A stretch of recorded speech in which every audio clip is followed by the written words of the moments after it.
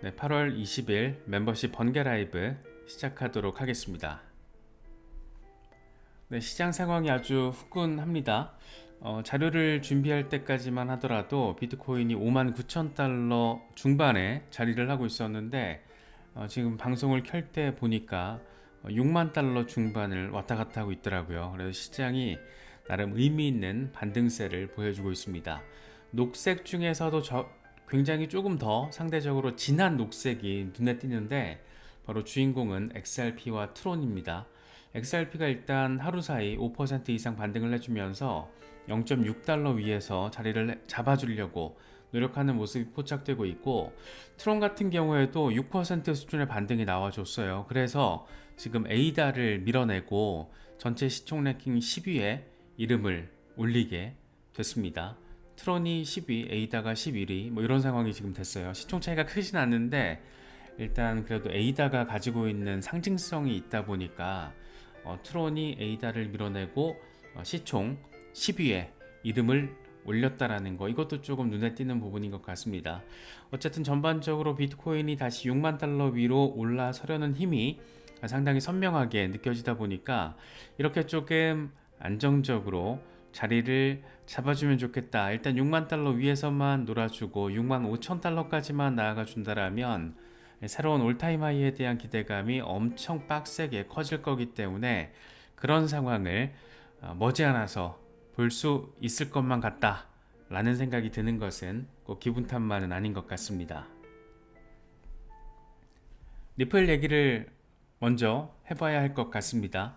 일단 0.6달러 위로 스멀스멀 아주 잘 올라선 모습을 우리가 확인을 할 수가 있습니다.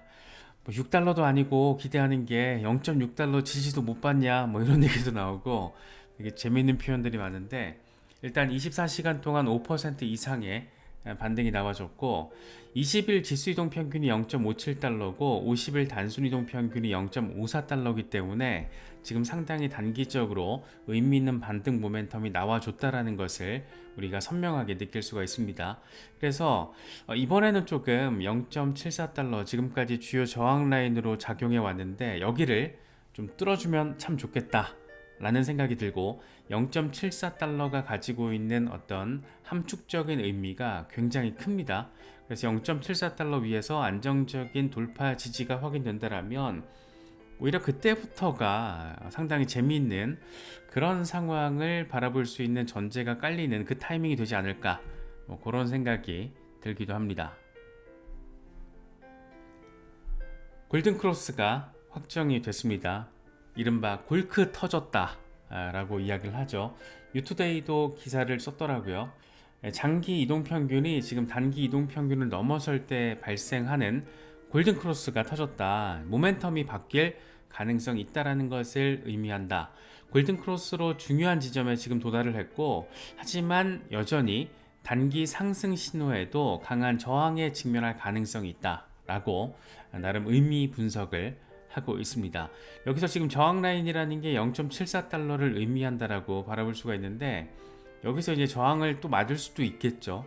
이게 6년 동안 형성된 대칭 삼각 패턴의 상단 저항 지점이기도 합니다. 그래서 여기를 얼마나 잘 뚫어줄지가 2차적인 이제 관전 포인트가 된 거죠. 그래서 1차적으로는 골든 크로스가 나와줬고, 그렇기 때문에 모멘텀이 바뀔 가능성이 상대적으로 더 높아졌고, 그리고 나서 이제 2차적으로 주요 저항 라인을 잘 뚫어준다라면 패턴의 완성과 더불어서 의미 있는 본격 랠리의 어떤 시작 지점이 만들어질 수도 있지 않을까, 그렇게도 생각할 수 있을 것 같습니다.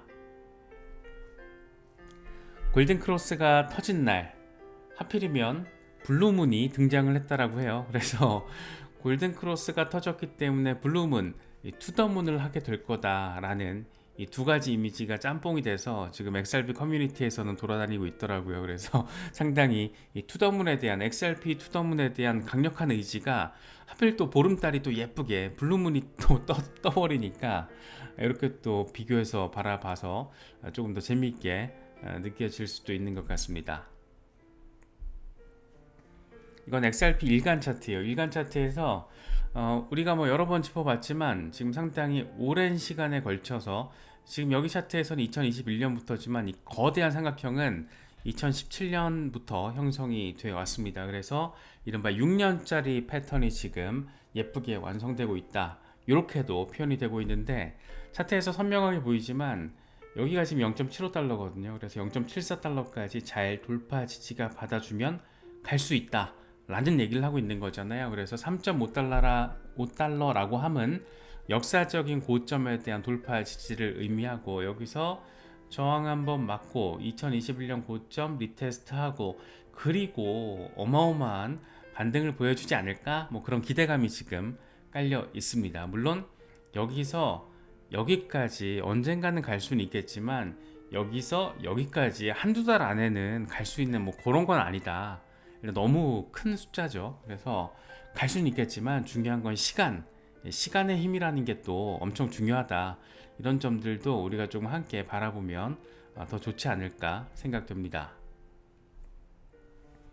그래서 지금 이런 극단적인 전폭적인 가격 전망과 비교되는 지점은 2017년에서 2018년 사이에 벌어졌던 XRP 이른바 6만% 랠리 상황이 이번에도 반복될 수 있을 것이다 라는 기대감이 깔려 있다라는 거죠. 그런데 여기서 우리가 놓쳐서는 안 되는 게 6만% 랠리는 한두 달 동안 벌어진 게 아니고 1년 동안 벌어졌던 겁니다. 정확히는 315일 동안 진행이 됐기 때문에 여유 있게, 만약에 진짜 뭔가 의미 있는 게 빵빵 터져가지고 XRP가 빵빵 날아다니더라도 과거 패턴이 반복되면서 과거의 리듬을 따라간다라고 하더라도 과거에는 1년 걸렸다, 1년 가까이 걸렸다, 그런 점도 좀 염두에 둘 필요가 있다라는 거죠. 그래서 막연하게 패턴 돌파했으니까 이제 곧 자고 일어나면 갑자기 그냥 막 폭등해 있겠지, 뭐 이런 생각은 조금 나이브할 수 있다라는 점도 참고를 할 필요가 있지 않나 싶어요.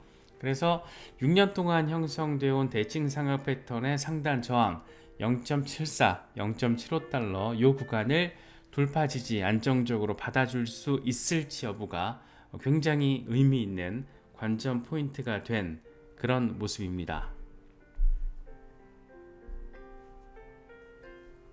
우리가 바라는 게 이런 거죠. XRP 갓 캔들 이런 것들이 자고 일어났더니 빵, 여기가 지금 얼마인지는 가격 표시는 안 돼 있잖아요. 그런데 예를 들어서 뭐 1달러, 2달러 정도가 빵 하고 올라서도 엄청난 대박인 건데, 그 정도는 뭔가 진짜 의미 있는 상황이 터지고 시너지가 난다라면 가능할 수도 있지 않을까.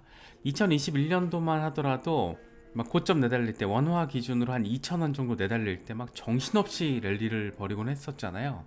그래서 그런 상황을 생각을 해본다라면 이게 일간 차트라고 가정을 했을 때 뭐 가능할 수도 있지 않을까, 뭐 그런 생각이 좀 들기도 합니다.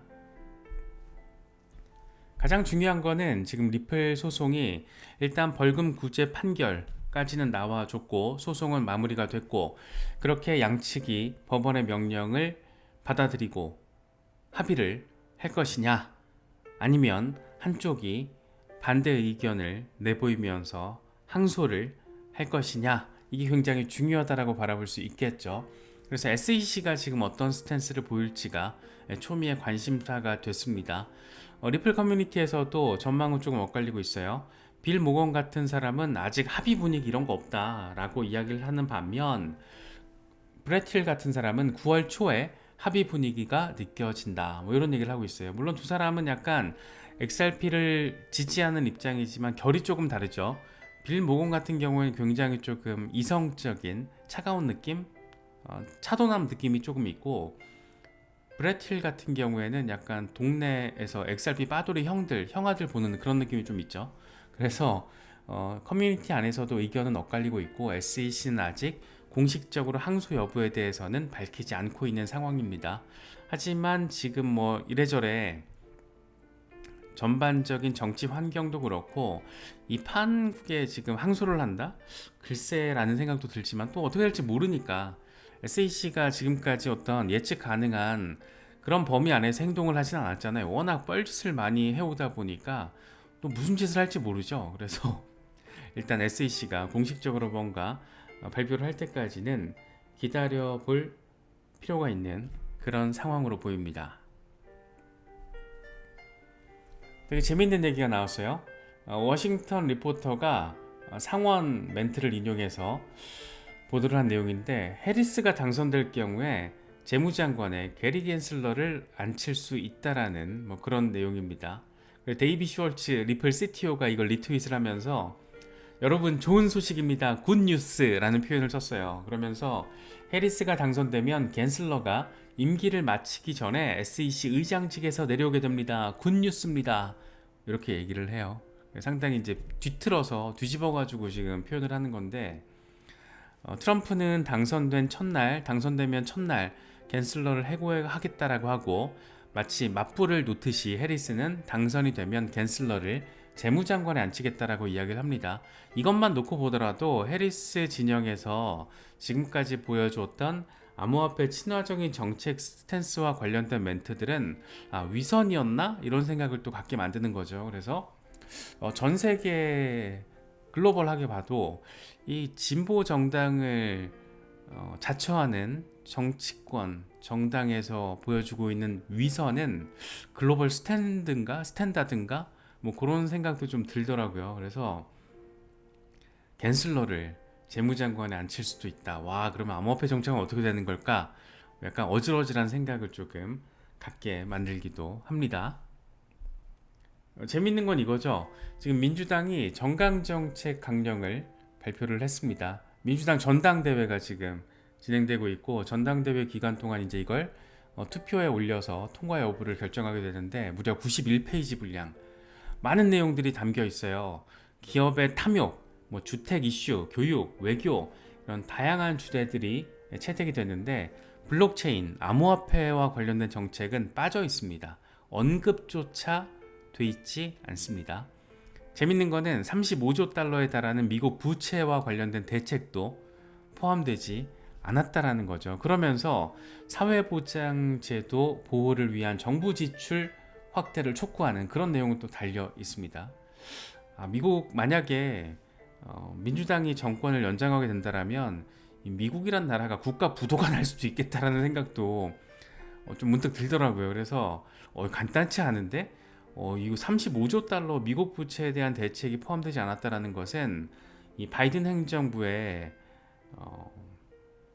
실책에 있어서 이걸 덮어주는 그런 모양으로도 해석이 될 수 있기 때문에 약간 조금 아슬아슬하다 이런 생각이 또 들기도 했습니다. 무엇보다 암호화폐 정책과 블록체인 관련 정책이 완전히 빠져 있는데 이런 얘기가 나왔다라는 거, 겐슬러를 승진시키겠다라는 거, 이런 생각을 하고 있구나라는 생각을 들으니까 미국 민주당, 와, 이거 암호화폐 투자자 입장에서는 꽤 셀 수 있겠는데? 라는 생각이 또 들기도 했어요.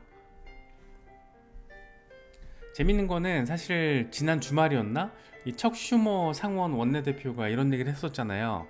해리스가 당선되면 친암호화폐 정책을 추진할 것이다. 우리가 이걸 망설일 이유가 없다. 이렇게까지 얘기를 했었는데, 역시나 결국에는 말뿐이었나? 이런 위선적인 인간들이라는 게 재확인될 뿐인 건가? 뭐 이런 생각도 드는 거죠. 마라톤 디지털 CEO는 그래서 이런 얘기를 합니다. 민주당 강령에서 비트코인에 대한 언급을 기대하진 않는다.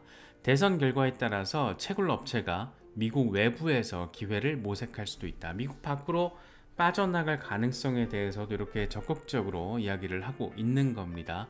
그래서 누가 대통령이 되든 비트코인은 항상 대선 이슈를 발판 삼아서 반등 랠리를 펼쳐왔었는데, 역대 상황에서 이번 같은 경우에 조금 재미있는 포인트 지점들이 이렇게 또 자리하고 있습니다. 특히 민주당의 어떤 이번 정책 강령에 블록체인과 암호화폐가 완전 배제되어 있다는 것은 약간 조금 충격적으로도 느껴지는 것 같기도 합니다. 앤서니 스카라무치는 이런 얘기를 해요. 해리스가 암호화폐 지지 유권자들을 끌어들이지 못한다라면 대선에서 패배할 수가 있다. 미국 암호화폐 보유자를 얼추 2,500만 명 정도로 가정을 하고, 이 가운데 5%가 유권자라고 생각을 해봐라. 이들이 경합주에 있다라면 해리스는 패배하게 될 것이다. 여러 암호화폐 커뮤니티가 친암호화폐 캠페인을 이야기하고 있는 트럼프를 지지하고 있는 것처럼 보인다. 하지만 트럼프는 우리가 만나게 될 사람들 가운데 가장 거래, 비즈니스에 능한 사업가다. 오늘은 암호화폐가 좋다라고 말하지만 당장 내일 마음이 바뀔 수도 있다라고 이야기를 하고 있습니다. 사실 앤서니 스카라무치 같은 경우에는 트럼프의 조금 딘 인물이기도 하죠. 이 백악관의 이 통신국장으로 들어갔다가 1주인가 2주인가 잠깐 짧게 근무하고 튕겨져 나온 사람이라서 자기의 커리어에 있어서도 가장 큰 오점이라고 이야기를 하고 있습니다. 그래서 트럼프를 좀 알죠. 그리고 자기랑 안 맞는 사람이라는 걸 또 아니까 백악관에서 버티지 못하고 이렇게 나왔던 걸로 생각이 되는데, 어쨌든 이런 멘트를 하고 있습니다. 해리스의 어떤 정책은 되게 재밌어요. 약간 좀 놀랍게 느껴지는 부분들이 있는데, 무엇보다 법인세율을 다시 28%로 인상하겠다라는 점을 밝혔습니다. 2018년까지 법인세율이 35%였는데 이후에 트럼프가 이 세제 개혁을 벌여서 법인세율을 21%로 낮췄던 거죠. 그런데 이번 해리스가 당선되면 다시 28%로 인상하겠다라는 겁니다. 정강 정책에도 기업의 탐욕을 이렇게 표시를 해놨죠. 이거 참 어려워요. 기업을 때려잡아서 세금으로 돈을 더 뜯어서 정부 지출에 활용을 하겠다라는 건데 참 어렵습니다. 반면 트럼프는 정반대 얘기를 하고 있죠. 내가 당선되면 미국인들에게 막대한 세금 감면을 제공할 것이다 라고 이야기를 하고 있습니다.